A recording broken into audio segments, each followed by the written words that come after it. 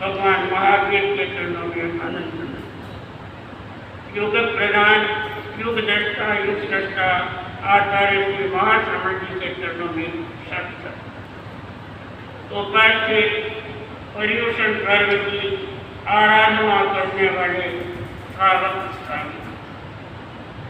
आचार्य जी ने 8 दिनों के लिए 8 दिन निश्चित किए हैं। आज का दिन है वह है स्वाध्याय दिन। तो आप बाद में सुनेंगे स्वाध्याय का क्या महत्व है। पहले ने आगम के आधार पर कुछ अपने जैन धर्म में ऐसे मोक्षगामी जीव हो गए हैं जिन्होंने साधना करके आराधना करके और अपने लक्ष्य को प्राप्त किया है। भरत कुमार जो 6 खंड का राज्य उनके पास में था, चक्रवर्ती थे, अपारिद्धि थी, सिद्धि थी, परंतु फिर भी अंतिम में सबको टुकड़ा करके और वे साधना के पथ पर अग्रसर हुए।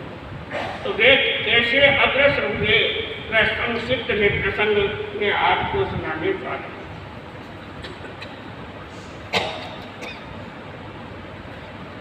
एक दिन आए हैं वनिता में भगवान, एक दिन आए हैं वनिता में भगवान। प्रभु प्रवचन उपरांत ही है प्रश्नों का सम्मान, प्रभु प्रवचन उपरांत ही है प्रश्नों का शंकाओं का दे रहे विभु, शंकाओं का दे रहे विभु समाधान संविधान।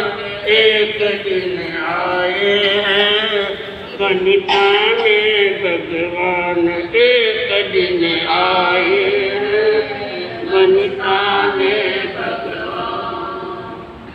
भगवान ही सब जो अपने 24 तीर्थंकरों में पहले तीर्थंकर में हैं, वे अपनी जन्मस्थली अयोध्या वनिता उसमें और लाखों लाखों लोग उनका प्रवचन सुनने के लिए आए हैं। उसके साथ साथ में देवी देवता 4 प्रकार की परिषद वहाँ पर हुई। प्रवचन के उपरांत कई प्रश्नों का क्रम चलता है। तो एक व्यक्ति ने प्रश्न किया, भगवान आपकी इस परिषद में कोई ऐसा जीव है क्या जो इसी भोग में मुक्ति करने वाला है? भगवान ने अपने केवल ज्ञान के आधार पर बताया कि भरत जो मेरा लड़का है वो इसी जन्म में मुक्ति पाए। यह बात सुनी और सुनते ही एक व्यक्ति का वो वहाँ खड़ा हुआ तो भगवान के विपरीत अंत संत बोलने उसने कहा कि उनके विषय में नहीं कहा। और भरत जिसके पास में कितनी सिद्धि है कितनी सिद्धि है और उसके लिए इसी जन्म में मुक्ति बता दी। इस भरत के पास सब रत्न थे, 4 एवं 7 एवं के रत्न और 7 संख्या के रत्न। अष्टमंगल जब भी जहाँ कहीं जाता है तो उसके आगे आगे और उसके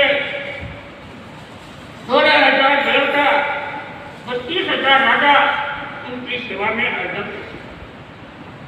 रानियां कितनी थी? उनकी रानियां 64,000 रानियां। 84 लाख घोड़े, 84 लाख हाथी, 84 लाख रथ, 93 करोड़ पदार्थी सेना, 72,000 महानगर, 32,000 शहर, 93 करोड़ गांवों का अधिपत्य। इतना प्रभुत्व जिसके पास में है और उसको बता दिया कि यह इसी जन्म में मोक्ष है, तो यह साक्षात पक्षपात की बात है। तो वह अंत संत बोलने लगा। भरत चक्रवर्ती ने देखा कि भगवान की बात की अवहेलना कर रहा है और भगवान के विपरीत यह बोल रहा है, यह बात अच्छी नहीं है। तो उसने क्या सजा दी कि आओ तुमको एक प्रयोग बताते हैं। इसी जन्म में तुमको मौत की सजा है, परंतु वो सजा कैसे चल सकती है कि तुम एक तेल से भरा हुआ कटोरा लेकर के और सारे शहर की परिक्रमा और उसमें एक बिंदु भी नीचे न गिरे, कटोरा छड़ाछड़ भरा हुआ हो और उसमें से एक बिंदु भी नीचे न गिरे, तो तुम पूरे शहर की परिक्रमा करके और यहाँ आ जाओ तो तुम्हारी मौत की सजा कर सकती है, नहीं तो तुमको मौत की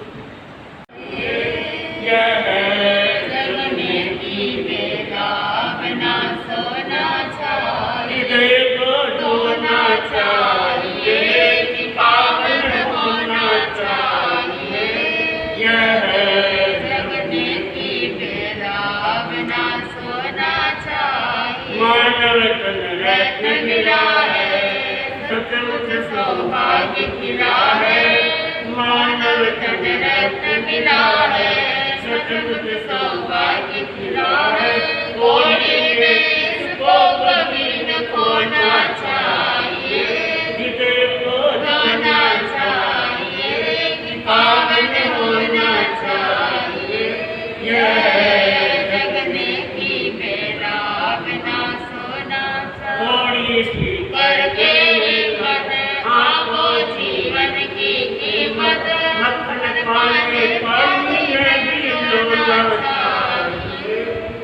को धोना चाहिए कि पावन होना चाहिए।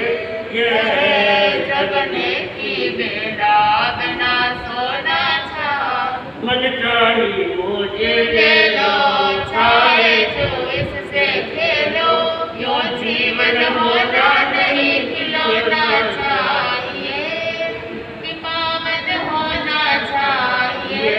यह जगने की बेला बिना सोना चाहिए। कर कर के सागर सारा अति सम से मिला किनारा, सतकरुणा नैया को खोना चाहिए, हृदय को खोना चाहिए कि पावन होना चाहिए। यह जगने की बेला बिना सोना चाहिए। करके तैयार पड़ी है, गिरती उपदेश जली है, संयम का बीज यहाँ पर बोलना